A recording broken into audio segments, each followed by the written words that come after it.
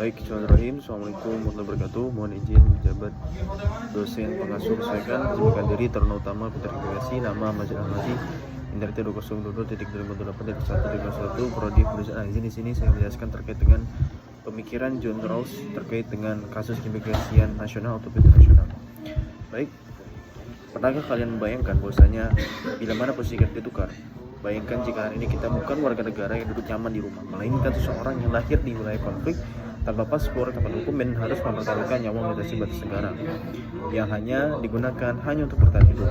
Nah, isu imigrasi ini, baik itu pengungsi Rohingya yang mendarat di Aceh hingga krisis imigran di perbatasan Amerika-Meksiko, selalu memicu perdebatan yang panas antara kedua negara dan kemanusiaan. Nah, di hari ini saya akan membahas atau membedah dilema ini menggunakan pemikiran salah satu filsuf politik yang paling berpengaruh di abad ke-20 bernama John Rawls. Nah, di sini akan menjelaskan bagaimana konsep keadilan sebagai kesetaraan miliknya bisa menjawab kerumitan imigrasi global. Nah, Rawls memperkenalkan sebuah eksperimen pikiran yang sangat terkenal yang bernama original position atau posisi asli.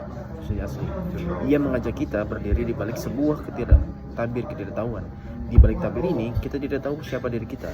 Kita tidak tahu kita akan lahir sebagai orang kaya di Jakarta atau pengungsi yang tidak punya kewarganegaraan di kamp pengungsian. Kita tidak tahu apakah kita akan menjadi warga lokal yang takut kehilangan lapangan kerja ataupun imigran yang mencari suaka. Nah, di sini Rawls akan bertanya, jika kamu tidak tahu di mana kamu akan mendarat dunia ini, maka aturan imigrasi seperti apa yang akan kamu buat? Nah, apakah kamu akan mendukung kebijakan yang menutup rapat perbatasan dan membiarkan orang di luar sana menderita? Tentu saja tidak, karena ada kemungkinan kamulah yang berada di posisi pengungsi tersebut. Disinilah Rawls menekankan bahwa sistem yang adil adalah sistem yang melindungi kelompok yang paling tidak beruntung. Dalam teorinya, Rawls memiliki difference principle atau prinsip perbedaan. Kesenjangan sosial dan ekonomi hanya boleh ada jika mana ia memberikan manfaat yang besar, atau manfaat yang terbesar bahkan bagi anggota masyarakat yang paling tidak beruntung. Secara internasional, argumen sangatlah kuat jika akses terhadap kesejahteraan ditentukan hanya oleh keberuntungan kelahiran. Maka dunia ini sedang mengalami ketidakadilan struktur. Rawls memungkinkan agar argumen bahwa negara kaya memiliki kewajiban moral untuk membantu mereka yang kurang beruntung, termasuk investasi imigrasi yang bagi mereka yang keselamatannya terancam. Secara nasional Indonesia misalnya, tantangannya adalah bagaimana menyeimbangkan beban sosial.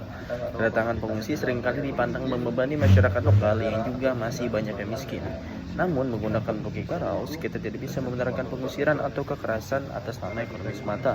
Kehadiran untuk kita untuk menciptakan protokol yang memanusiakan mereka, sembari memastikan komunitas lokal juga tidak dikorbankan. Ini adalah tugas negara untuk mengelola dari sumber daya tersebut. Tentu, pemikiran Rawls bukan tanpa kritik. Banyak yang berargumen bahwa negara punya hak penuh atas kedaulatannya. Bahkan Rawls sendiri dalam bukunya The Laws of People cenderung lebih konservatif soal perbatasan dibandingkan dalam bukunya A Theory of Justice.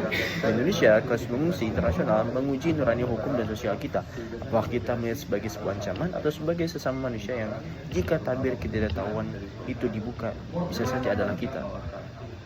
Pada akhirnya, John Rawls mengajarkan kita satu hal penting, empati intelektual. Keadilan sejati bukan tentang apa yang menguntungkan kita hari ini, tetapi juga tentang apa yang akan kita anggap adil jika kita tidak tahu siapa diri kita esok hari. Jadi menurut kalian, menurut penonton ini, apakah kebijakan imigrasi dunia saat ini sudah cukup adil? Atau kita masih terlalu nyaman bersembunyi di balik keberuntungan tempat kelahiran kita? Terima kasih. Mohon maaf bila banyak kekurangan. Assalamualaikum warahmatullahi wabarakatuh.